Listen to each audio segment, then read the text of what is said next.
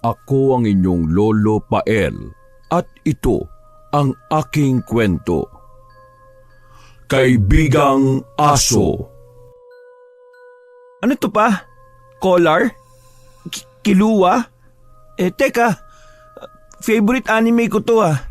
Ba't nakalagay to dito? Napasimangot si Ken habang nakatitig sa hawak na regalo. Yun ang laman ng maliit na box na bigay daw ng Lolo Simon niya para sa kanyang kaarawan. May pangalan nga ng favorite anime character ko. Aanuin ko naman tong collar. Ilalagay ko sa leeg ko. Walang nagawa si Ken kung hindi ang mapanguso na lamang. Marami na siyang kaibigan na dumating. Marami na ding regalong natanggap mula sa mga ito. Pero isa lang ang lagi niyang inaabangan. Yun ay ang regalo ng kanyang Lolo Simon. Palagi kasi nitong binibigay ang mga hinihiling niya dito. Itong huli ay gusto niya ng Nintendo dahil naboboring na siya sa kaka-computer. Ang gusto niya ay yung nadadala niya kahit saan. Nakatanaw lang siya sa kalsada nang makita ang pamilyar na kotseng paparating. Andiyan na si Lolo Simon. Pa! Nandiyan na si Lolo! Habang tumatakbo papunta sa gate ay walang tigil ang sigaw niya. Excited na siyang buksan ang regalo niya at ipagmalaki yon sa mga kaibigang naroon. Pakiramdam niya kasi kapag ganoon ay siya talaga ang bida, na yun ang kukumpleto sa birthday niya. Lolo, ang tagal mo naman eh. Ikaw talaga, bakit pa ako ang hinihintay mo ha? Ayan at ang dami mong kaibigang bisita oh. Dapat ini-entertain mo sila o kinakausap kaya, hindi ba? Lo, gagawin ko naman po yun eh. Nasaan po pala yung regalo nyo? Nakangiti pa siya habang nagniningning ang mga mata. Panay din ang sulyap niya sa loob ng sasakyan pero wala siyang nakitang box ng regalo doon. Regalo?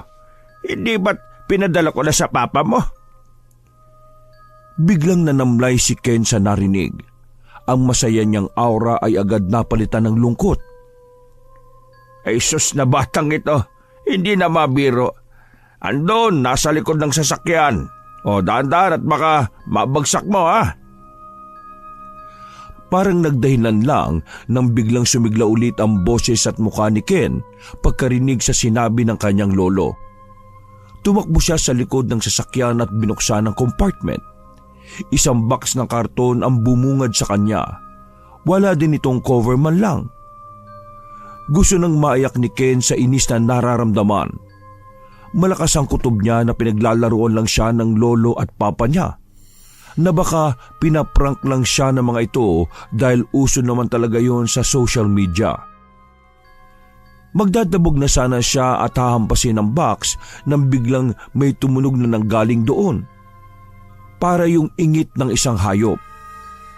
O ano? Nabuksan mo na ba? Nagulat pa si Ken nang maramdaman ng kanyang lolo na umakbay sa kanya. Ano po ba yan, Lo? Bakit hindi mo tingnan? Agad naman binuksan ni Ken ang box at sa loob noon ay nakalagay ang isang tuta. Ha? Puppy? Yep, a golden retriever puppy. Surprise! Pero walang naging reaksyon si Ken. Hindi niya alam kung magiging masaya ba siya o ano. Agad tumayo ang tuta nang makita siya at dinilaan pa nito yung kamay niyang nakahawak sa karton. Sige na, kunin mo na si Kilua. He's yours now. May kumpanyo ka na palagi sa mga online games mo. Pero Lo, hindi naman ako marunong mag-alaga ng tuta eh. Pero ginulo lang ng lolo niya ang buhok niya at niyakag na siya papunta sa bahay nila. Matututunan mo din yon. Ikaw pa ba fast learner ka kaya, di ba? Disappointed si Kendall, hindi niya natanggap ang hiniling niya. Yun ang unang beses na pumalya ang lolo niya sa pagtupad ng kahilingan niya. Pero iba din naman ang sayang nararamdaman niya nang tuluyang makarga ang tuta. Humimlay pa ito sa mga braso niya nang kargahin niya. Hindi niya inaasahan na dudumugin siya ng mga kalaro at kaibigan nang makita ng mga ito si Kilua. Kahit sila ay nakukitan, lahat ay gustong hawakan at kargahin ng tuta pero agad yung nilayo ni Ken sa kanila. Uy, ano ba kayo? Mabubugbog naman siya kung lahat kayo ay kakargahin siya. Sumang-ayon ang iba pero yung iba ay nagpupumilit pa din. Sa inis ay nagdesisyon si Ken na ilapag na lang yon sa sahig at hayaang maglakad-lakad. Ikinabit niya din dito ang collar na para pala dito. Yung mga kaibigan niya na matagal ng pet lover ay nakipaglaro pa kay Kilua. Nag-enjoy ka ba ngayong birthday mo, Apo? Okay naman po. Bakit mukhang hindi naman? Dahil ba sa gift? Medyo pulo. Kala ko kasi Nintendo yung ibibigay niyo sa akin eh.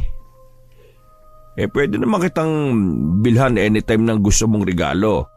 Gusto ko lang maging memorable sa'yo kung kailan dumating si Kilua. Bigla ay nakaramdam ng labis na excitement si Ken. Dahil nagbibinata at hindi pa naman matured, ang isip niya noon ay nakapokus sa pagpapasaya sa kanya. At yun ay ang paglalaro sa bagong Nintendo. Talaga po, Lo? Kailan naman po yun? Siyempre, hindi naman basta-basta nakukuha ang isang bagay. Alam mo naman yun, hindi ba? Tumango si Ken bilang tugon. Sanay naman siya sa mga tasks na kailangang tapusin bago matupad ang mga hiling niya. Handa siyang gawin anuman ang ipag-uutos ng kanyang lolo, makuha lang ang pinakakaasam na laruan. Simple lang naman ang gusto ko, Apo. Sana ingatan at alagaan mo si Kilua. Laruin mo siya madalas at ilabas-labas. Yun lang po ba, Lo? Tumango ang matanda at kumiti. Napangiti na din si Ken. Sa isip niya ay napakadali naman pala ng nais nitong ipagawa sa kanya. Kahit hindi kasi sabihin ng lolo niya, ay gagawin niya naman yon. Ganun kasi ang nakita niyang ginagawa ng mga kaibigan niyang pet lover sa aso o pusa nila. Sige, Lo, deal! Kapag nakita kong maayos mong naalagaan si Kilua, sa Pasko ay matatanggap mo ang wish mong Nintendo. Sa labis na tuwa ay napasuntok pa sa hangin si Ken. Nilapitan niya si Kilua at niyakap ito. Kilua, ikaw behave ka lang dapat para lagi tayong maglalaro at lalabas para mamasyal. Parang nakakaunawa namang tumahol si Kilua at dinilaan pa ang pisngi niya. Binitbit niya ito sa kamuling nakiupo sa kanyang lolo. Nang gabing yon ay sa kandungan na niya natulog si Kilua. Ilang araw pa ang lumipas at naging mas malapit na si Ken sa kanyang alaga. Sa kwarto niya na din ito natutulog madalas at kung minsan ay tumatabi pa sa kanya. Isang araw habang masayang naglalaro ng online game ay sumampa sa kandungan niya si Kilua. Naupo ito ng paharap sa kanya na parabang may gusto itong sabihin.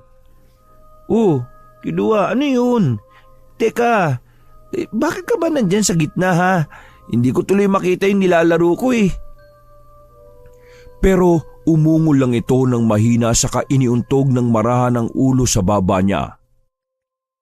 Kilua, rank game to. Bawal ako umalis. Mamaya, lalabas tayo, okay? Nang maalala niya, kahapon niya pa sinabing igagala niya ito pero hindi naman yun natuloy. Hinaplos niya ang ulunan ni Kilua at hinalikan ito habang tutok pa din sa monitor ng computer ang kanyang mga mata. Nang tingnan niya ulit si Kilua ay nakatitig pa din ito sa kanya. Napabuga siya ng hangin at napangiti na. Nang gawin niya yon ay agad bumaba si Kilua mula sa kandungan niya at nagsimulang kumilos na mabilis ang buntot nito. Senyales na masaya ito at excited sa isang bagay. Ikaw talaga, hindi obvious na excited ka, no? Bumaba pa siya sa level nito at hinaplos ang likuran nun. Sorry Kilua, Nakapangako pala ako sa iyo kahapon. Promise, babawi ako sa iyo ngayon. May snacks ka na. Maggagala pa tayo. Basta, wag mo ako papupulutin ng poop mo sa harap ng maraming tao ha. Napahigikik pa siya sa naiisip na posibleng mangyari. Hiling niya na sana ay huwag niyang danasin ng ganon. Gayunpaman ay magdadala pa din siya ng gloves at wet wipes in case na magka-emergency. Nang makuha niya ang leash at pack ng snacks nito, ay nagsimula na din siyang maglakad-lakad. Favorite spot ni Kilua ang madamong bahagi ng park malapit sa bahay nila. Doon din kasi sila madalas maglaro at magharutan. Tingnan mo yung mga tuta nila oh. May mga damit pa. Nagagandahan ka din ba sa kanila, buddy? Pero parang hindi siya naririnig ni Kilua. Nasa mga babaeng tuta sa kabilang side ng park ang atensyon nito. Ginulo na lang ni Ken ang ulunan nito at napangisi. Di yata't may pagkakapareho sila ni Kilua pagdating sa mga babae. Ilang buwan ang matuling lumipas at dumating na ang Pasko. So, sa tingin mo kaya Nintendo ang makukuha mong gift? Alam mo Lo, hindi naman din ako makakapaglaro na maayos eh. Masyado kasing pa-baby tong si Kilua. Dinaig pa ang girlfriend. Gusto laging nasa kanya yung attention ko eh. Natawa ng mahina ang lolo niya sa kanito hinaplos si Kilua na noon ay nasa kandungan niya na naman. Mukha nga po. Abay, ayaw na yatang humiwalay sa'yo nito. Namulag na nga eh. Baka kahit mas malaki na sa akin to eh, magpapakarga pa din. Wala nga akong kapatid na inaalagaan. Kaya pala, may mas baby pa na darating. Di, ayaw mo na ng Nintendo. Kung nakabili na po kayo, syempre kukunin ko na. Pero kung wala, magre-request na lang po sana ako ng mas malaking kama. Kulang na lang kasi ako na yung matulog sa lapag eh. Pinapabili mo talaga akong bata ka. Hayaan mo, pagagawa ko kayo ng higaan nitong si Kilua ha. Tuwang-tuwa namang tumango si Ken. Natanggap niya pa din ang Nintendo na hinihingi niya, pero hindi na ganun ang sayang nararamdaman niya. Ang totoo ilang buwan na din siyang lelo sa paggamit ng computer at gaming platform. Mas madalas ay si Kilua ang kasama niya. Lumalabas sila, naggagala. Kapag nasa bahay naman ay nasa kwarto lang sila, nakahiga o naghaharutan. Kilua, buddy! May pasalubong ako! Pero walang lumabas na Kilua mula sa kwarto niya, kaya pumalakpak pa siya ng 3 beses.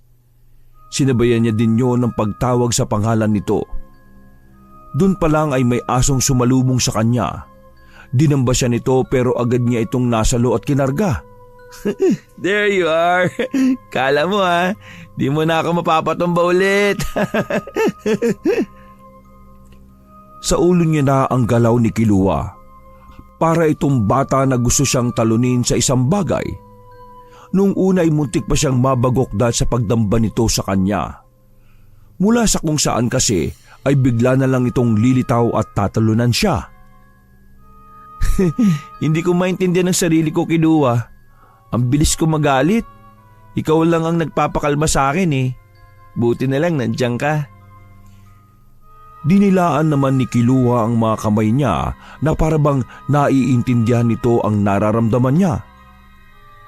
It's been a long day without you, my friend. And I'll tell you all about it when I see you again. Kasabay niyang kumanta si Kilua. Umuungol ito sa tunog at haba ng kinakanta niya. Isa ang pagkanta sa musikang yon ang paborito nilang bonding tuwing nasa kwarto lang. You've come a long way from where we began. Nang subukang abutin ni Kilua ang bibig niya ay napatigil siya. Yun ay dahil ito pala ang magpapatuloy ng kanta. Umungol ito ng mahaba at pagkatapos ay parang proud na proud itong tumitingin sa kanya.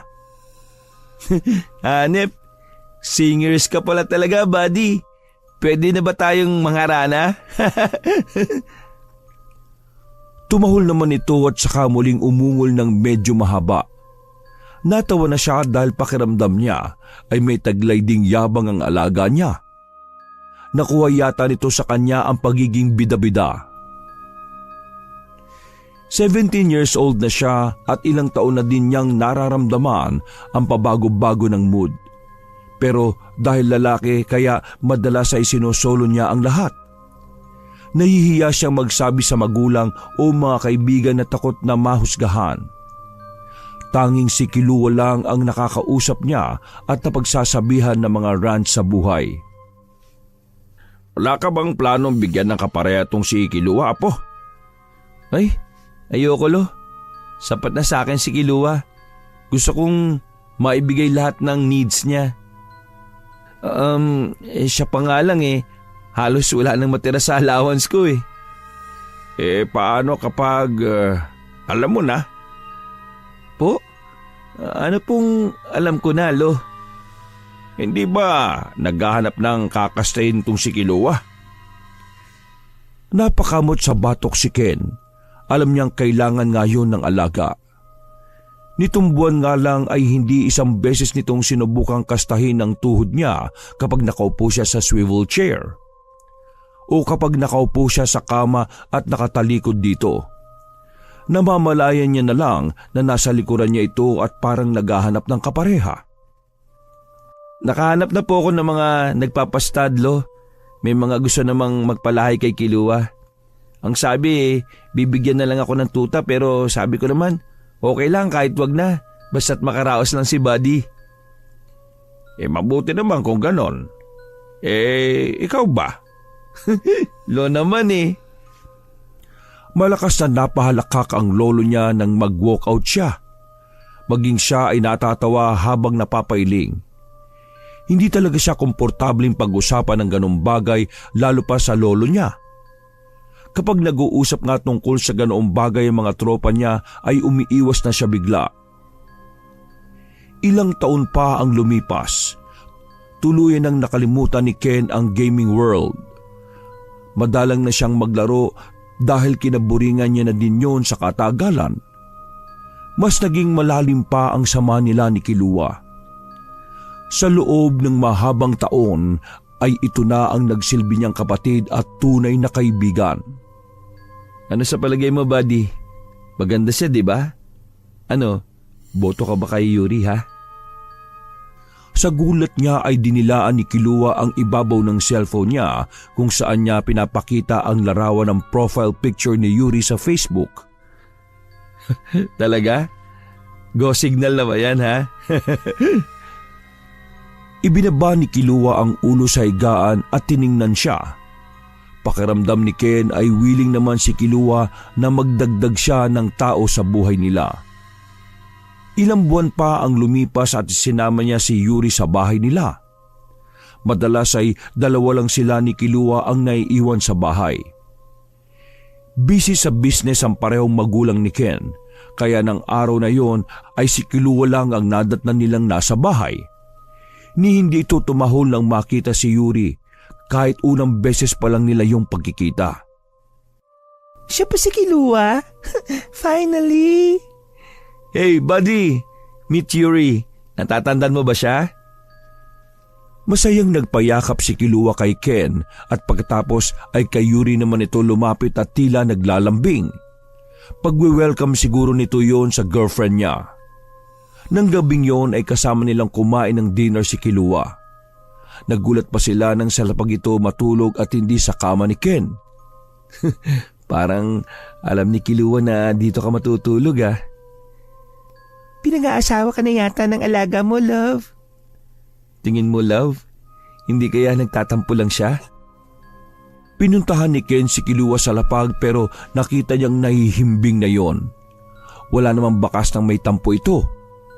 Siya nga lang siguro ang hindi komportable na kusang humihiwalay sa kanya ng higaan si Kilua.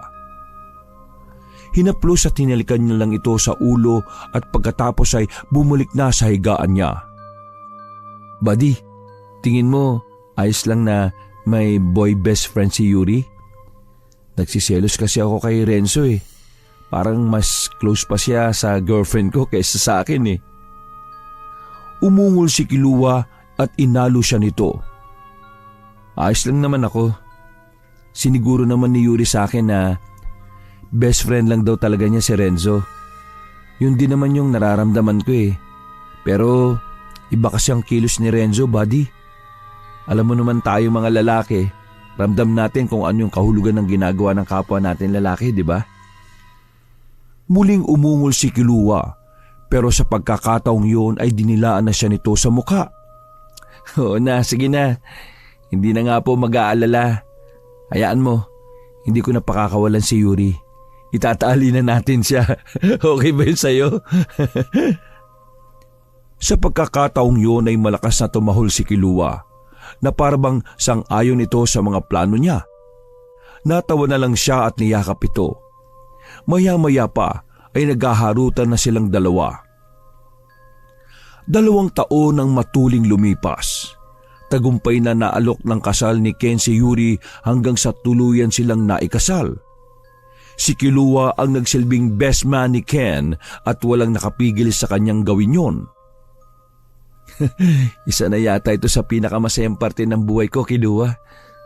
Salamat at nakisama ka ha. Ang tikas mo dun kanina ha. Mas pogi ka pa nga yata sa akin eh. Pero sa pagkagulat niya ay tinulugan na siya ng alaga. Napailing na lang siya at nangiti. Hinalikan niya pa ito bago lumabas ng silid nila. Kailangan niyang umalis ng 3 days para sa honeymoon nila ni Yuri at aminin niya man o hindi ay nalungkot din siyang iwan niya si Kilua ng ganoon katagal. Pasensya ka na at napatawag ako ha. Nag-aalala na kasi ako apo eh. Maghapong hindi ko makain si Kilua. Matamlay tapos nasa pintuan lang nakaabang. Hinihintay yata ang pagdating mo eh. Po? Naku paano po kaya yan lo? Hindi ko rin alam eh. Kahit sinong magpakain sa kanya ayaw talaga. Sige po, kakausapin ko po si Yuri kung pwede na kaming umuwi ngayon. Ganun ba? Nakakaya naman sa inyo pero wala talaga akong magagawa apo. Pasensya na ha. Lo, ayos lang po yun. Nakapag-stay na naman kami ng 1 night dito eh. Ang 3 araw sa ng bakasyon ni Ken ay naging 1 araw na lamang. Habang pauwi ay laman ng isip niya si Kilua.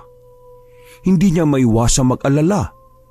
Mabuti na lang at maunawain si Yuri. Ito pa mismo ang nagmamadaling makauwi sila. Madaling araw na nang makauwi sila. Nasa pintuan pa din si Kilua na agad tumayo nang makita sila. Dinamba siya nito at walang sawang pinagdidilaan ang mukha niya. Habang yakap ito ay ramdam niya ang panginginig ng katawan ni Kilua. Marahil ay dahil sa gutom. Tuluyan na siyang naluha. Ano ka ba naman, buddy? Bakit hindi ka kumain ha? Tingnan mo nanginginig ang katawan mo. Umungot lang ang aso at hindi mapakali. Halatang sobrang namiss siya nito. Uuwi naman kami. Halika na, kain na tayo ha? Maging si Yuri ay naiiyak na din sa tagpong sumalubong sa kanila. Sinabayan nila sa pagkain si Kilua kahit madaling araw na. Kita nilang gutom na gutom talaga ito. Habang pinapanood si Kilua ay nagkatinginan silang mag-asawa. Wala mang usapan ay batid nilang parehas na ayaw na nilang maulit pa ang pangyayaring yon. Na hindi na nila ulit iiwan si Kilua ng ganoon katagal. Sa bahay na nila tumira si Yuri simula noon. Ipinagkatiwala na din ng mga magulang ni Ken sa mag-asawa ang bahay at nanirahan na lamang ang mga ito sa bayan. Talaga? Buntis ka? Ang ganda naman balita niyan, love. Kaya nga parang ramdam nga din ni Kilua. Lagi siyang nakadikit sa tiyan ko Malakas talaga pakiramdam niyan, love. O sige, maaga akong uuwi. May gusto ko bang kainin? Wala eh. Ang totoo, wala talaga akong gana. 3 buwan na maselan ang naging paglilihi ni Yuri. Sa loob ng mga buwan na yon ay lagi lang sa tabi nito si Kilua, lalo na kapag nasa trabaho si Ken. Hanggang sa makapanganak si Yuri, kahit malaking aso ay natural na ang pagiging playful ni Kilua. Nang dumating si Kenji sa bahay nila ay sobrang kalmado lamang ito. Tinitingnan lang nito si Kenji ni hindi ito tumatahol sa loob ng bahay. Love, kumusta si Kilua kay Kenji? Hindi niya naman ba hinaharot ng sobra? Hindi. Para nga siyang kuya eh. Lagi niyang bantay si baby. Muling sinulyapan ni Kenji ang natutulog na alaga. Nasa ibaba ito ng crib ni Kenji. Isa yata ang ganoong tanawin na nagpapasaya sa puso niya. Hindi niya akalain na tatagal si Kilua sa kanya ng almost 10 years. Matanda na ito kung tutuusin pero masigla pa din at malakas. Siguro'y dahil sa mga taong nadadagdag sa buhay nila. 6 na buwan ng matuling lumipas. Nakakaupo at nakakagapang na si Kenji. Madalas na rin itong nilalaro si Kilua na nooy kayang-kaya namang sabayan ang kulit ng baby. Buddy, come on, lalabas tayo sandali. Pero hindi siya pinansin ni Kilua. Muli itong nahiga at hinayaan si Kenji na sampahan siya. Teka nga, ayaw mo na ba akong kalaro, ha buddy? Pumalakpak siya ng 3 beses. Doon mabilis na tumayo si Kilua at lumapit sa kanya. Ang akala niya ay lalabas na sila pero kinuha lang ni Kilua ang bola sa kamay niya. Yun ang madalas nilang laruin sa park at ibinigay niya yun kay Kenji. Tuluyan ang natawa si Ken. Nilapitan niya ang anak at si Kilua. Imbis na lumabas ay nagkasya na lang siyang laruin ng dalawa ng sabay sa sala. Maging si Yuri ay namamangha pa din sa araw-araw na pinapakitang pagmamahal ni Kilua sa kanyang anak. Pero isang araw, isang tawag mula kay Yuri ang gumimbal kay Ken. Nasa trabaho siya noon at saktong break time nang makatanggap siya ng tawag mula sa asawa. Oh, napatawag ka, love. Teka, umiiyak ka ba? Anong nangyari? Love, si Kilua nawawala. Anong nawawala? Baka nandyan lang yun. Mahilig kasing magpahangin yun sa likod bahay eh.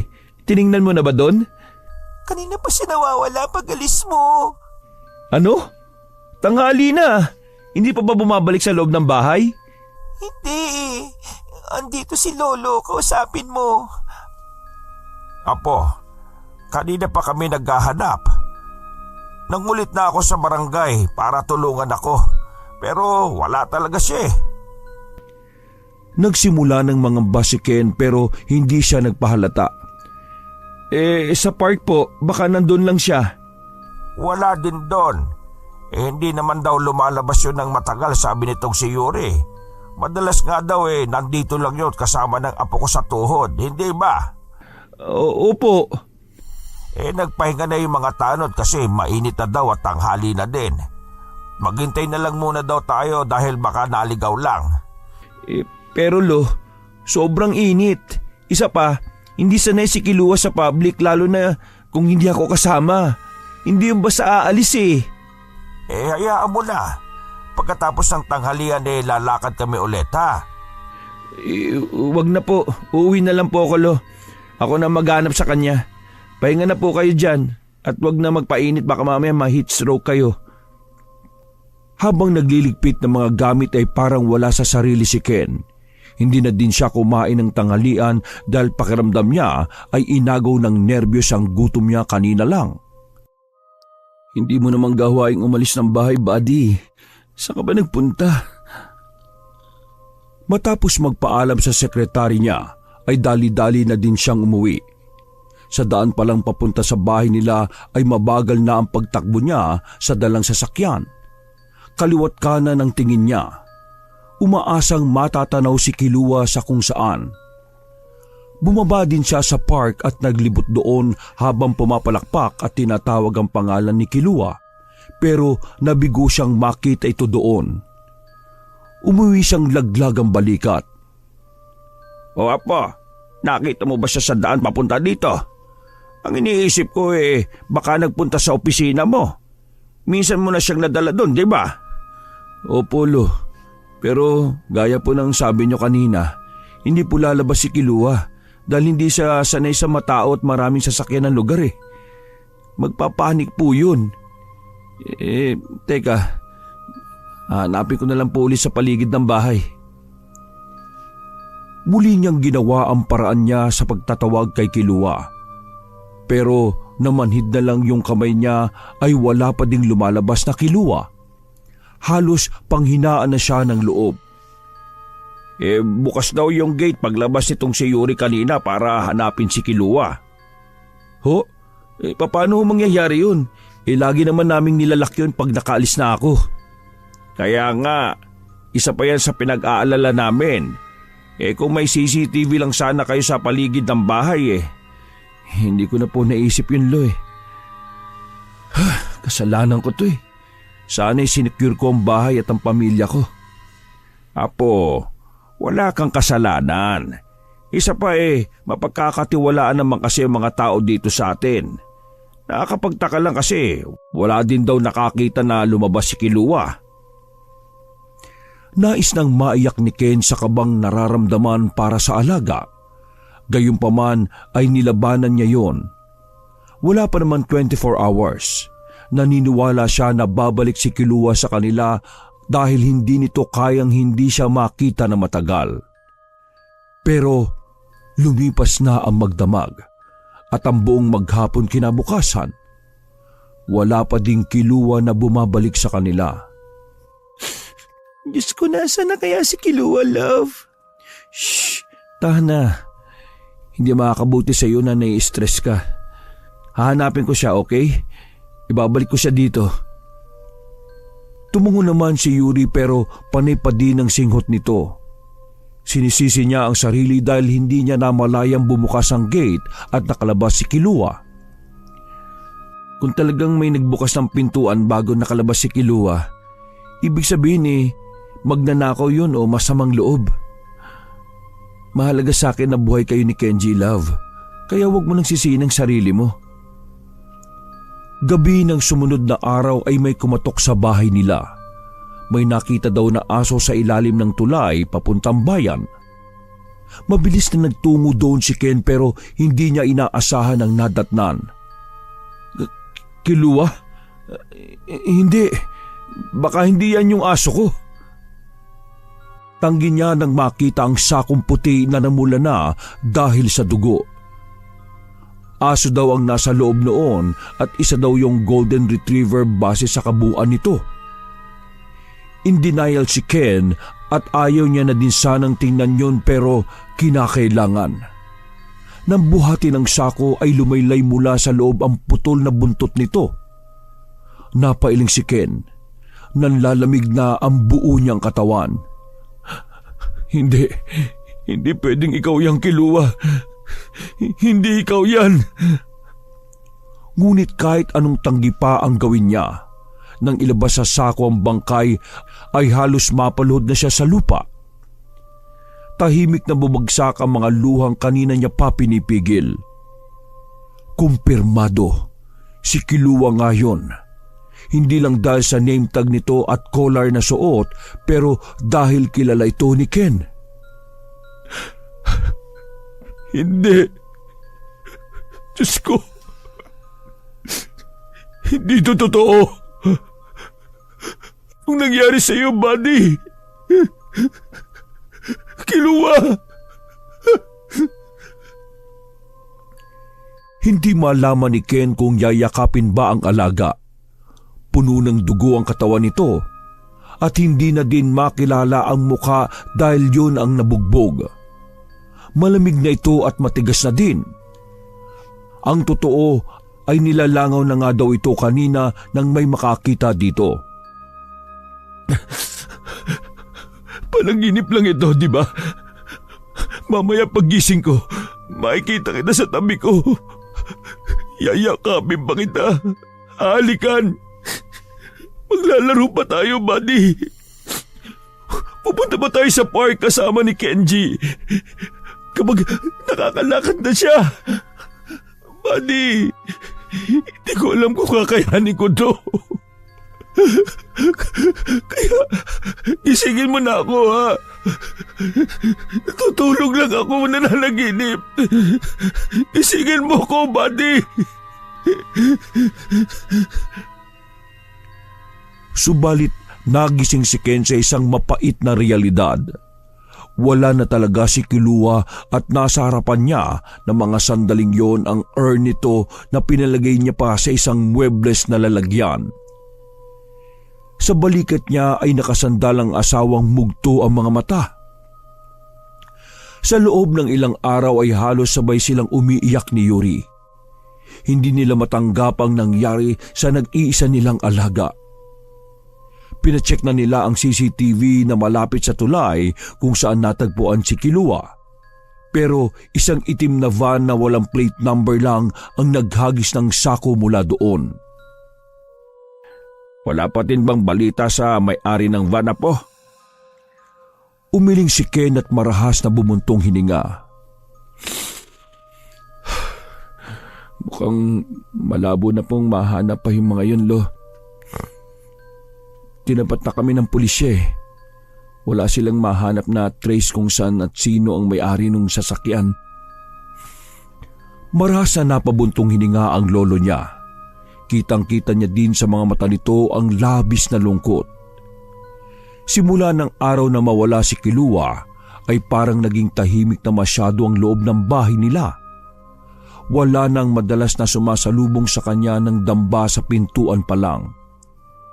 Kasabay pa noon ay ang panghihina na din ng kanyang lolo Simon. Naglabas-pasok ito sa ospital dahil sa sakit sa baga. Nagdoble-doble ang sakit na nararamdaman ni Ken. Pakiramdam niya ay hindi na nga niya yung kakayanin. Love, isipin mo naman kami ni Kenji. Kailangan ka din namin. Sorry, love. Sorry kung kailangan mo akong makita sa ganitong kalagayan. Sobrang hirap lang talaga eh. Sumasakit na ang dibdib ko sa lungkot. Hindi ko na din alam kung paano pa sasaya ulit ng totoo. Love, si Kenji. Kami ni Kenji. Oo, tama ka, love. Hayaan mo. Magpapakatatag ako para sa pamilya natin. Sa ngayon, kailangan ko lang siguro ng oras para makapag-adjust. Love, 11 years. Ganun katagal ko siyang kasama eh.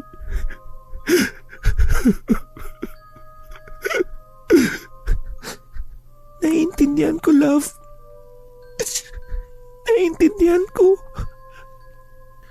May mga araw pa din na magigising si Ken at tatawagin si Kilua.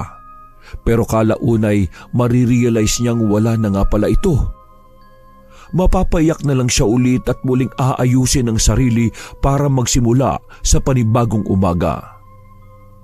Isang araw, habang nasa sala sila ni Kenji ay napansin niyang nakataas sa mga kamay nito sa ere at parang may kung anong hinahaplos sa hangin. Hindi niya yon pinansin. Maging ang nakakahawa nitong hagikik na parang may kalaro ito at inakala niyang normal lang dahil sa edad nitong 3 taong gulang. Love, madalas bang maglaro mag-isa si Kenji? I mean, tumawa mag-isa? Oo, kahit sa kwarto niya ganyan siya eh.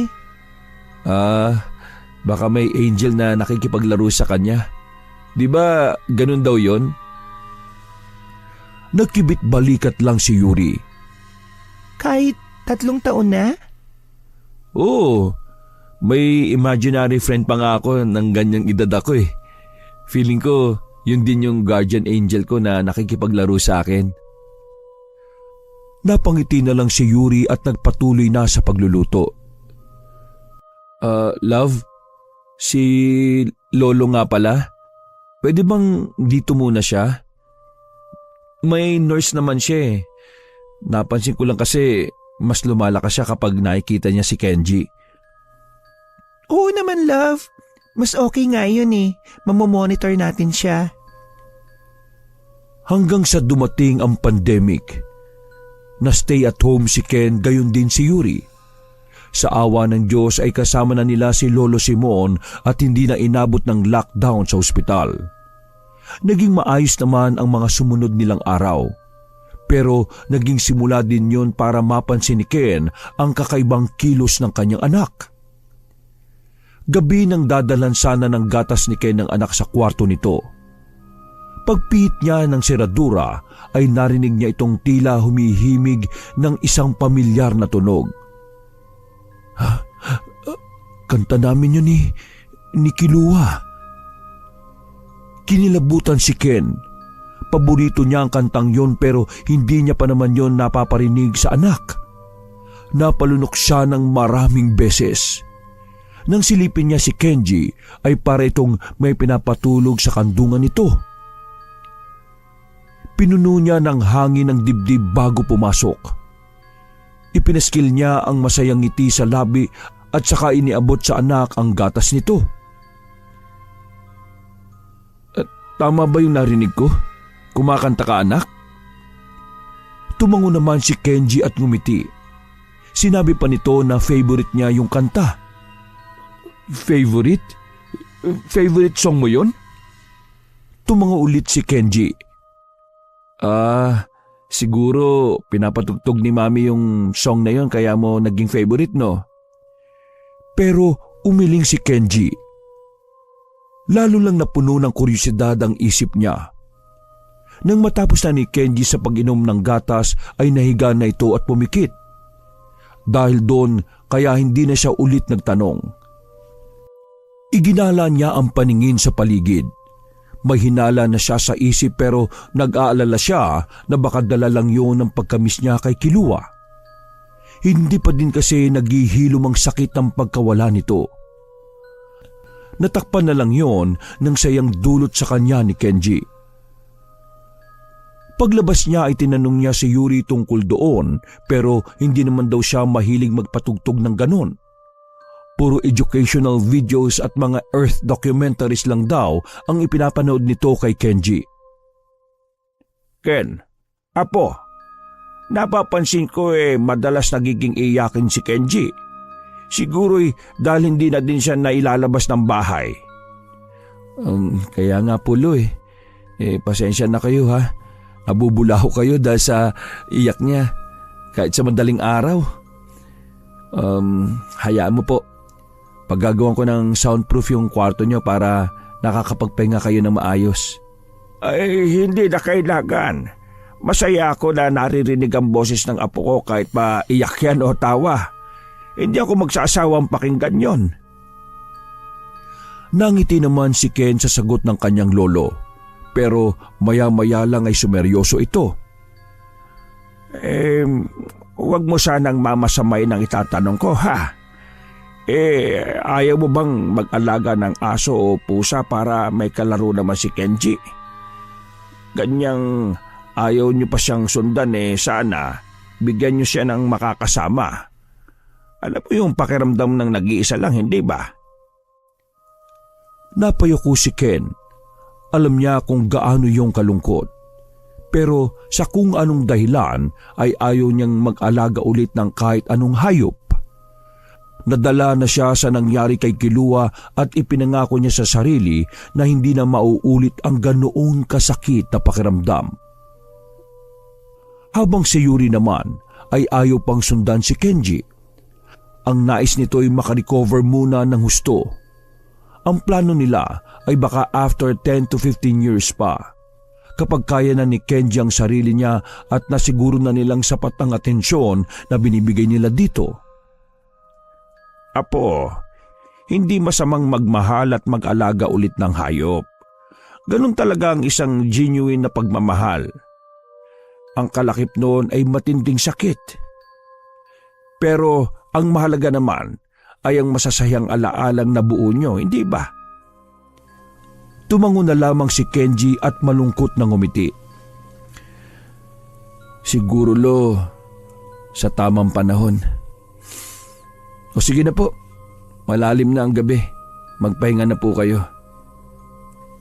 4 na taon na si Kenji nang mapansin nilang mag-asawa na lumalala ang tantrums nito. Nung unay inakala nilang sa boredom lang. Kahit papaano naman ay sinubukan nilang gawin ang lahat ng paraan para hindi mabakante ang anak.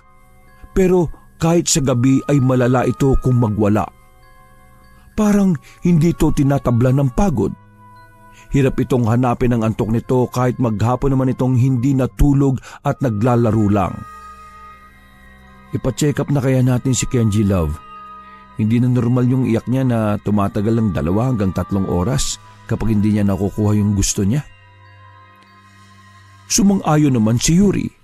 Pero nag-alala sila nang malamang kailangan pang i-antigen test ito bago ma-check up.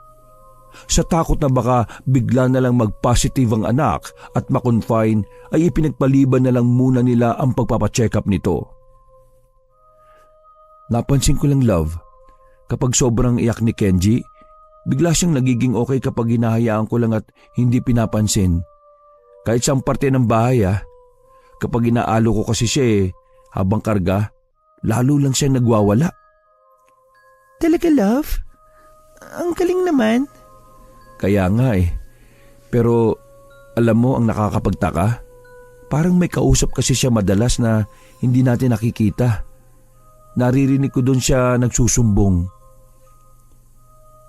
Kunot noong tumingin sa kanya si Yuri bago ito napailing. Mukhang hindi ito naniniwala sa kanya.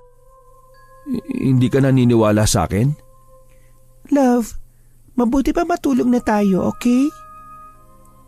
Kinabukasan ay napagpasyahan ni Ken na kausapin ang anak habang naglalaro ito sa sala. Sinakto niyang naroon din si Yuri para marinig nito ang mga isasagot ni Kenji. Kenji, anak, may tanong sana si Daddy. Tumingin naman si Kenji sa kanya at ngumiti. May nakakausap ka pa ba at nakakalaro maliban kay Mami at Daddy? I mean yung may favorite din dun sa kantang na na na na na na na na na na na na na na na na. Love, ano ba yung sinasabi mo sa bata? Pero tumuro nga si Kenji sa tapat niya habang tumatango. Umuungol pa ito na kagaya ng isang asong kumakanta. Tila ginagaya ni Kenji ang ginagawa ng itinuro nitong kung ano sa harapan niya. Pagkatapos ay humagikik ito at nagpahid sa mukha na parabang nakikiliti ito. Namumuo na ang luha sa mga mata ni Ken pero nagpatuloy siya sa pagtatanong. Pwede mo bang sabihin sa akin kung anong itsura niya? Sa halip na sagutin ay tinanong din siya ng anak kung hindi ba daw niya nakikita yung orange na aso sa tapat niya. Sabay silang napasinghap ni Yuri sa narinig. Imposibleng maalala pa ni Kenji si Kilua samantalang 6 months pa lang ito nang mamatay yun.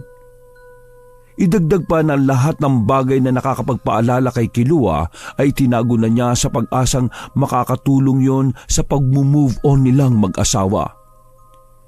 Tuluyan ang tumulo ang luha sa mga mata ni Ken. Asong orange? Tama ka, anak. Alam mo ba ang pangalan niya? Pero umiling lang si Kenji. Siya si Kilua. Binabantayan ka ba niya palagi? Umuo si Kenji at kinwento pa kung paano sila nito naglalaro. Talaga, baby? Wait lang May gagawin ako tapos sabihin mo kung anong gagawin ni Kilua, okay? Tumango si Kenji at ngumiti pa. Pumalakpak si Ken ng 3 beses. Nakita niyang nanlaki mga mata ng anak at napahawak pa ito sa bibig bago humagikik at nagpapapadyak. Papaano'y tumakbo daw sa gawin niya yung aso at masayang tumingin sa kanya. Mukhang nagsasabi ng totoo ang kanyang anak. Bigla ay naramdaman niya ang kagustuhang yakapin si Kilua pero hindi niya ito makita. Muling nanariwa ang pagkasabik na matagal na niyang itinatago sa puso niya. Kilua, narito ka ba talaga? Yakapin mo naman ako, buddy, oh. Muling nagsalita si Kenji na nasa tapat lang naman daw niya si Kilua. Dito ka na ulit sa kandungan ko matulog. Sige na, please. Miss na talaga kita, buddy. Tinapik niya pa ang mga hita habang bumubuhos ang luha sa kanyang mga mata. Hanggang sa umiyak na din si Kenji. Puno ng pagtataka ang nanginginig nitong boses. Nagtanong pa ito kung bakit siya umiiyak. Shh! Hayaan lang natin ang daddy, anak. Nang hindi niya na makayanan ng labis na emosyon ay tumayo na siya at nagpunta sa kusina. Doon niya pinakawala ng lahat ng emosyong kinikimkim niya lang sa loob ng mahabang panahon. Napaupo pa siya sa lapag habang marahang kinakabog ang dibdib. Nagsisimula na kasi yung manikip dahil sa matindi niyang pag-iyak. Hindi na nga siguro mawawala ang sakit lalo't hanggang ngayon ay hindi niya alam ang dahilan kung bakit ito pinatay at kung sino ang may gawa noon. Patawarin mo ako, buddy. Wala akong magawa para bigyan ka ng hustisya. Sa dami ng nagawa mo para sa akin, ito lang hindi ko pa maibigay.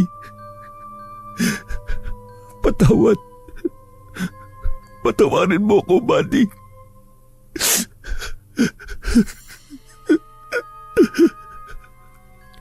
Hindi alam ni Ken kung gaano katagal siyang nakaupo sa lapag at umiiyak. Nakayukyok na siya sa dalawa niyang tuhod nang may maramdaman siyang parang kiliti sa bandang pisngi niya. Kaling tulad yun ng ginagawang pagdila ni Kilua sa pisngi niya noong sa tuwing malulungkot siya. Kilua, ikaw ba yan, buddy? Agad siyang napatayo at naghanap. Hindi niya masabi kung imahinasyon niya lang ba yun o totoo. Ayaw niya namang magmukhang nawawala na sa katinoan lalo pa nang makita niya ang kanyang lolo Simon. Nasa bukana ito ng pintuan papasok sa kusina at malungkot lang na nakamasid sa kanya habang nasa wheelchair. Lo, kanina ka pa ba dyan? Totoo ang nararamdaman mo, Apo. Napakunot noo siya at manghang napatitig dito. Paano niyo po nasabi at nalaman? Hindi ka pa rin iniiwan ng alaga mo, Ken. Naririto lang siya. Patuloy na ginagawa ang mga nakasanayan niyang gawin. Lalo na kay Kenji. Totoo po ba lo ang sinasabi ninyo? Tumango ito at itinulak ang sariling wheelchair palapit sa bakanting bahagi ng kusina. Doon ay may kinapa ito sa ere na parang may hinahaplos doon. Ayoko na sanang sabihin pa sa iyo ang tungkol dito dahil alam kong hindi makakatulong sa inyo ni Yuri. Pero sadyang malakas ang pakiramdam mo. Alam mo na naririto pa din si Kilua. Hindi na yata mauubos ang luha niya ng mga sandaling yon. Lumapit siya sa lugar kung saan humahaplos ang kamay ng lolo niya at lumuhod doon. Pwede ka na magpahinga, buddy. Sige na. Kaya ko na to. Maraming salamat, ha. Dahil hindi mo kami iniwan. Lalo na si Kenji. Sa palagay ko, hindi pa siya willing na iwang kayo, Ken. Hindi ko alam kung dahil mahal na mahal niya kayo o dahil nakikita niyang nasasaktan ka pa. Pwede ding dahil hindi pa nahuhuli ang may gawa ng pagkakamali sa kanya. Napayuko si Ken at napahagulgol na naman. Nasasaktan siya sa katotohanang ilang taon na ang nakalipas pero naroon pa din pala si Kilua at binabantayan sila. Samantalang siya ay pinipilit na itong kalimutan. Maging yung mga alaala niya dito, mapagamit man o larawan ay itinago niya na rin. Sorry. Sorry, buddy.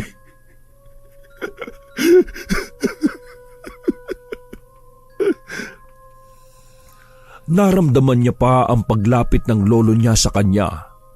Marasya nitong tinapik sa likuran. Hinayaan naman siya nito hanggang sa gumaan na ang pakiramdam niya. Okay na ba ang pakiramdam mo, love? Tumango lang si Ken at nahiga na. Mugto ang mga mata niya pero kahit papaano ay parang may nawalang nakadagan sa dibdib niya na matagal nang naroon. Nang gabing yon ay naging laman ng panaginip ni Ken si Kilua. Pero para lang yung throwback memories nila sa park. Ang kaibahan nga lang ay kasama nila doon si Kenji. Nang magising siya kinabukasan ay maayos na ang pakiramdam niya. Parang mas naging comforting pa nga na alam niyang nasa paligid lang ang kaluluwa ni Kilua. Tanggap niya na ayaw pa silang iwan nito. Sa ngayon ay ini-enjoy na lang niya muna ang presensya nito. Oh, kumusta ang check-up ng apo ko? Hindi po masyado maganda, Lo eh. Bakit? Nasaan nga pala mag-ina mo? Iniwan ko na po muna sila sa magiging therapist ni Kenji, Lo. May kailangan lang po akong kuhain eh. Ano bang resulta ng check-up at kailangan ng therapist? Nabalian ba si Kenji? Kahit papaano ay napangiti si Ken sa narinig.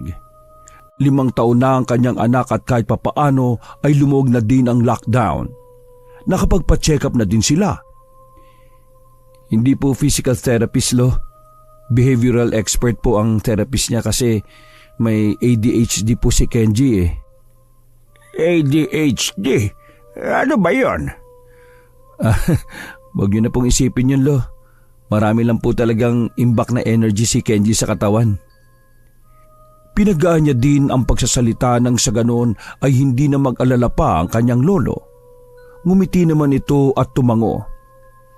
Kaya nga malakas ang batang yon. Hindi napapagod. Nangiti na din siya at kinuha na yung kailangan nilang papel ni Kenji. Nang bumalik sila ng gabing yon ay nagwala na naman ng kanyang anak. Tapos na kasi ang screen time nito kaya na-trigger na namang umiyak ng umiyak. Ipinagbawal muna kasi sa anak ang labis na paggamit ng gadgets. Mukhang wala si Kilua para patigilin siya. Bulong niya. Nang maisipan niyang pumalakpak ng 3 beses, ilang saglit pa ay nanahimik na si Kenji sa pagwawala. Napalitan na yon ng mahinang hagikik hanggang sa naglaro na ito ng tuluyan. Lalo lang siyang nakumbinsi na naroon nga si Kilua sa bahay nila. May kung anong tuwa ang kumiliti sa puso niya.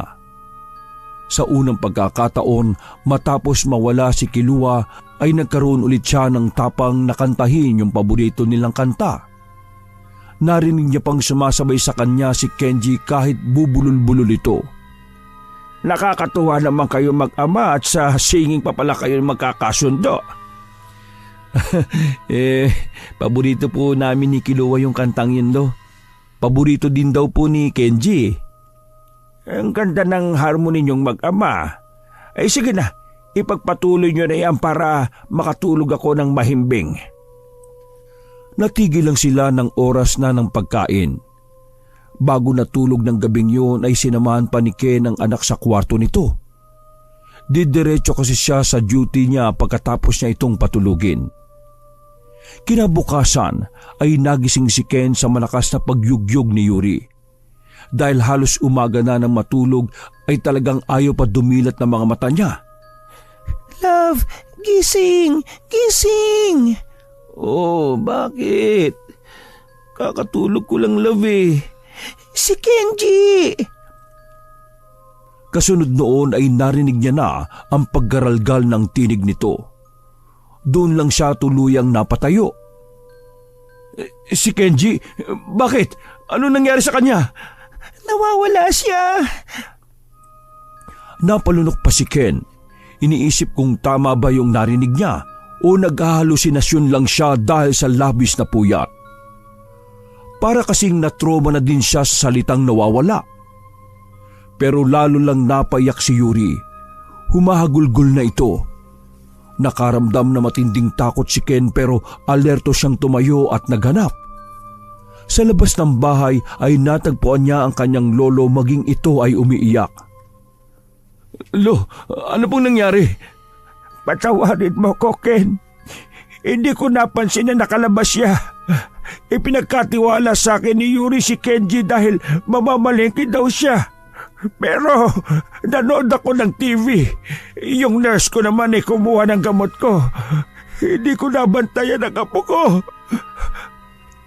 Napasulyap si Ken sa bukas na pintuan. Muling bumalik sa kanya yung oras na nawawala si Kilua. Sandaling parang huminto ang mundo ni Ken. Hindi ito maaari. Nanginginig ang mga tuhod niya sa takot. Bigla na lang niyang nakita yung sako na puno ng dugo. Tuluyan na siyang napasalampak sa lapag at nasa bunutan ng sarili. Hindi siya mamamatay. Kenji, anak ko! Hindi alam ni Ken kung gaano katagal siya sa ganoong pwesto. Namalayan na lamang niya na may mga pulis na doon. May nakapag-report na pala tungkol sa isang itim na van na walang plate number. Doon daw pumasok yung taong lalaking galing sa bakuran nila at may dala kay Kenji. Ano daw itsura nung kumuha sa anak ko, sir? Walang nakakilala. Hindi daw taga dito eh. Anong gagawin natin ngayon, sir? Baka napano na yung anak ko. Huwag kayo mag-alala, Mr. Bautista. Maaari siguro nating panoorin ang CCTV na nasa tapat ng bakuran nyo. Baka makilala nyo yung kumuha. Saka palang naalala ni Ken na may CCTV na nga pala sila. Pero sa cellphone lang yon ni Yuri nakakonekta. Nagpakabit sila noon matapos mawala si Kilua. Sakto naman bumaba si Yuri mula sa kwarto nila. Mugto ang mga mata nito. Hawak niya sa nanginginig na kamay ang cellphone. Love, I'm sorry. Makahulugong wika nito saka inabot sa kanya yung cellphone. Nagkatinginan ng pulis at si Ken bago nila sabay na pinanood ang recorded video sa CCTV. Nangunot ang noo ni Ken at halos magtangis ang bagang niya nang makilala kung sino ang tumangay sa anak niya. Si Renzo? Teka, ito yung best friend mo, hindi ba? Akala ko ba nasa Canada na yan? Pero yumuko lang si Yuri saka umakyat sa kwarto nila. Sandali lang ho, sir, ha? Sige. Pumunta na lang kayo sa istasyon para mag-report. Doon na lang ako maghihintay. Mabuti pang hapo. Salamat sa mabilis na pagresponde, sir. Habang paakyat ay hindi niya mapigilang kabahan. Marahil ay may kung anong itinatago si Yuri sa kanya na ngayon ay sasabihin na nito. Yun ang nararamdaman niya at hindi siya handa doon. At tama nga ang hinala niya. Umamin si Yuri na hindi lang niya best friend si Renzo. Naging sila nito pero naghiwalay din dahil naging masyadong manipulative ang lalaki. Saka nakilala ni Ken si Yuri at agad na sinagot. Bago daw mawala si Kenji ay ilang beses na siyang pinipilit ni Renzo na makipagkita dito pero tumatanggi daw si Yuri. Bakit ngayon mo lang sinabi sa akin to? Sana mas naging maingat tayo, lalo na ako. Sana mas naprotektahan ko kayo. Yumuko lang si Yuri at umiyak. Wala naman siyang nagawa kung hindi ang kabigin nito at yakapin. Sige, Tana. Hahanapin natin si Kenji at pagbabayarin si Renzo sa ginawa niyang ito sa pamilya natin. Nang hapon na yon ay agad pumunta si Ken sa police station at ipinaalam sa mga ito ang ipinagtapat sa kanya ng asawa. Ipinakita niya din ang screenshot ng mga chat ni Renzo kay Yuri at pagbabanta. May naisip kaming paraan para mas mapadali ang pagdakip sa taong kumuha sa inyong anak. Pero Kailangan namin ng kooperasyon ninyo, lalo na ang misis ninyo. Napakunot noon si Ken. Gayunpaman ay patuloy siyang nakinig. Ano hong may tutulong namin, sir? Kung saan mas mapapabilis ang pagbawi sa anak ko, gawin natin. Kung ganon, kakailanganin namin ang presensya ni Ma'am Yuri. Agad na tinawagan ni Ken ang asawa at pinapunta sa istasyon. Iniwan niya ito sa bahay para hindi na sana madamay sa stress kahit nagpipilit itong sumama. Sigurado ka ba na kaya mo tong gawin? Desididong tumango si Yuri. Nasa mukha niya ang pinaghalong pag-aalala at galit. Matapos siyang bigyan ng instructions ng mga pulis ay nagsimula na sila sa mga dapat gawin. Nakahanda na ang lahat ng gagamitin para matrace kung nasaan si Renzo, kaya naman oras na para tawagan ito. Hindi mapigilan ni Ken ang kabahan at nervyusin. Hindi niya alam kung ano ang magiging reaksyon sa magiging pag-uusap ng dalawa. Hello? Sinasabi ko na nga ba tatawag ka rin, mahal ko? Ibalik mo ang anak ko. Bakit pa? Sumama ka na sa akin at aalis na tayo. Lalayo tayo sa asawa mo. Nang mag-thumbs up na ang isa sa mga pulis ay hudyat na yon para tapusin ang usapan. Nakuha na ang eksaktong lokasyon nito pero hindi agad yon tinapos ni Yuri. Tinanong pa nito kung saan sila magkikita at siniguro na isasama ang anak nila. Yun ay para bilhin ng oras na baka umalis pa ito sa kinaroroonan nito ngayon. Ayos na, sir. Lalakad na kami. Sige, sasama ho ako. Ako din. Pero, sir, misis, delikado po ito. Nakahanda ho ba kayo sa posibleng mangyari? Tumango ako habang si Yuri naman ay matigas ang paninindigan na kailangan ay kasama siya. Wala siyang makitang takot sa mga mata ng asawa. Mga 30 minutes din ang biyahe. Sa bawat paglakad ng oras ay palakas ng palakas ang kaba sa dibdib ni Ken. Hanggang sa marating nila ang abandonadong building kung saan na-trace ang tawag kanina. Agad na nagiwahiwalay ang mga pulis. Ganon din sila ni Yuri. Umakyat ang asawa niya sa ikalawang palapag habang sa ibaba naman siya naghanap. Kenji! Anak! Kenji, kung naririnig mo ang daddy, magsalita ka! Pero walang tugon. Sa halip ay isang itim na aso ang nakita niya. Nagtatatahol ito sa kanya bago tumakbo. Hindi alam ni Ken kung papaano pero parang may connection siya sa aso. Sinundan niya ito ng walang pag-aalinlangan. Nakailang liko pa sila bago niya matagpuan ang anak na masayang naglalaro kasama yung aso. Kenji, anak! Yung hagikik nito tuwing may kalaro sa bahay nila at yung tawa nito doon ay walang pinagkaiba. Nga lang doon ay may aso talaga itong kalaro. Anak ko, salamat at ligtas ka! Mabilis siyang lumapit sa anak at kinarga ito. Nang tingnan siya ng aso ay parang nakilala niya ito sa mga mata. Ganon na ganon siya kung titigan ni Kilua noon. Kilua? Ikaw ba yan? Pero mabilis na din itong tumakbo paalis. Napusubsob siya sa katawan ng anak habang karga ito. Pakiramdam niya hanggang sa mga sandaling yon ay pinoprotektahan ni Kilua si Kenji. Nang aalis na din sana sila ay sakalang niya napansin ng nakabulagtang lalaki di kalayuan sa pwesto nila. Mabilis siyang lumapit dito. Nagtangis ang bagang niya nang makitang humihinga pa pala ito. Chief! Yuri! Nakita ko na si Kenji! Chief! Yuri! Ilang sandali pa'y dumating na ang asawa niya at ang mga pulis. Nakita ng mga itong nakahandusay si Renzo. May dugong lumalabas sa ulo nito bagamat may hininga pa naman. Nagdududa siyang tiningnan ng kasama nilang police captain pero umiling siya.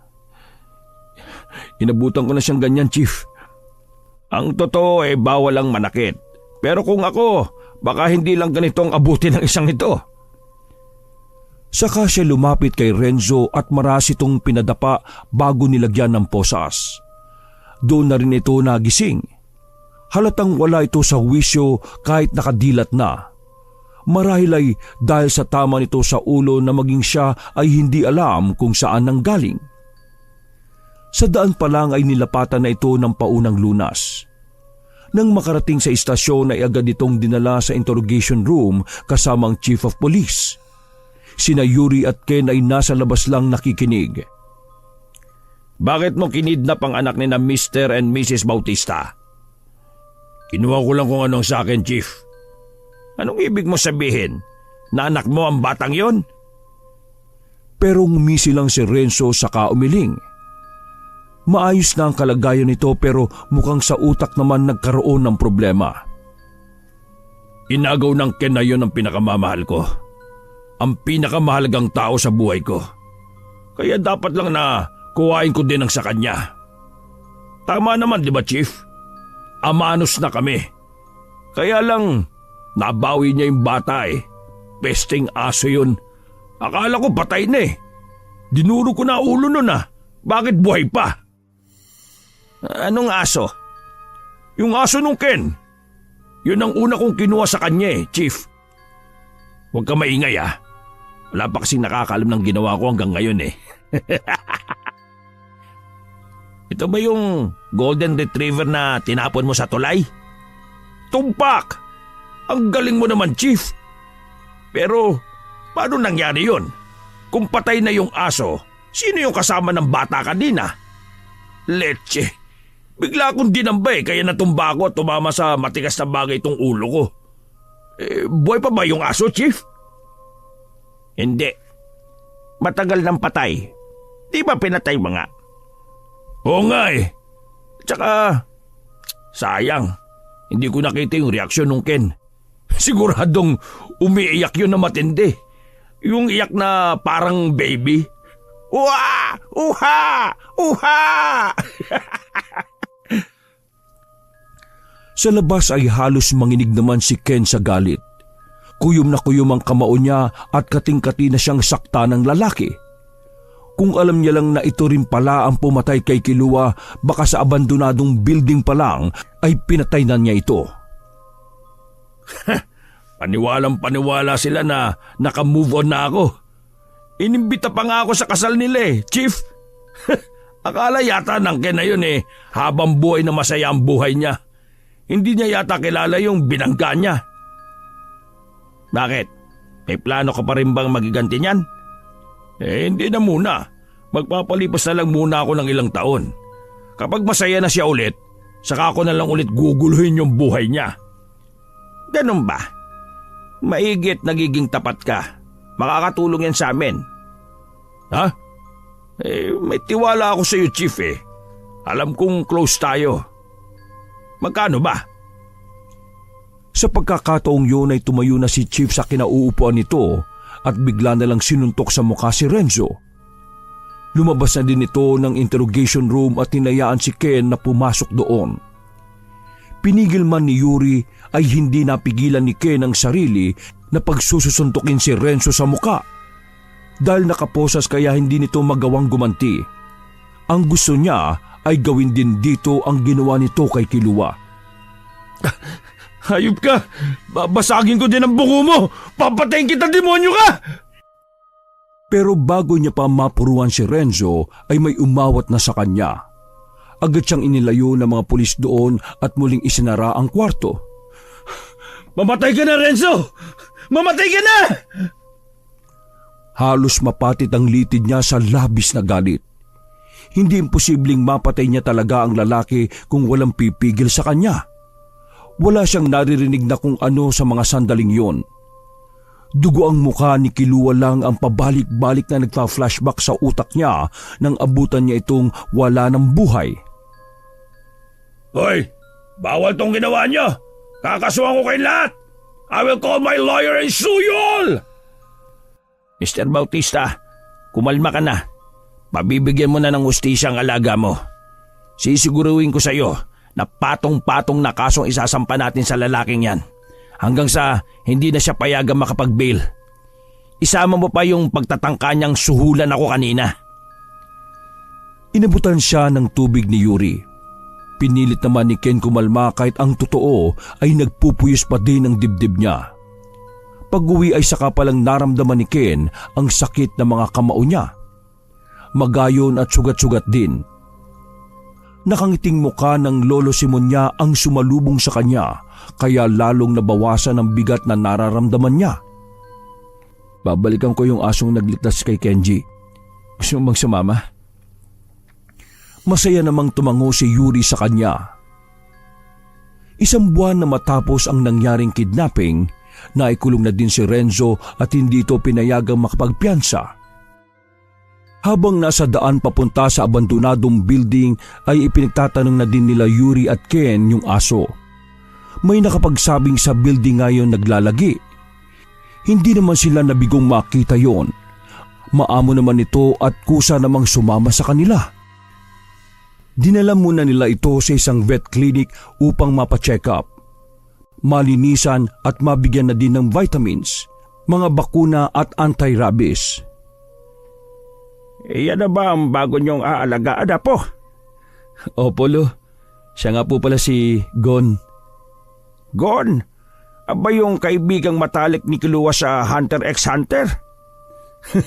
Alam niyo yung palabas na yun, Lo?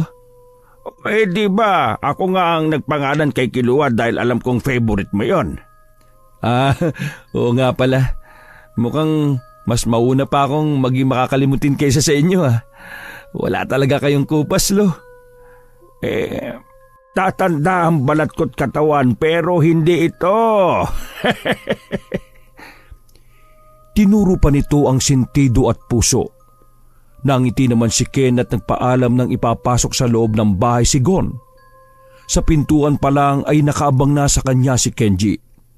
Sobrang laki ng mga ngiti nito sa labi habang ang mga mata ay nakatuon sa dala niyang aso.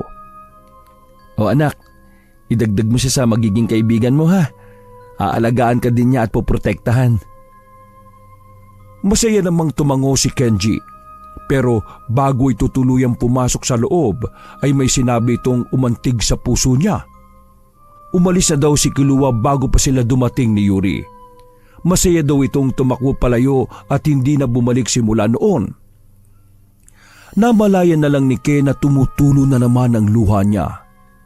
Ngayon ay batid niya na ang dahilan kung bakit hindi siya nito iniwan.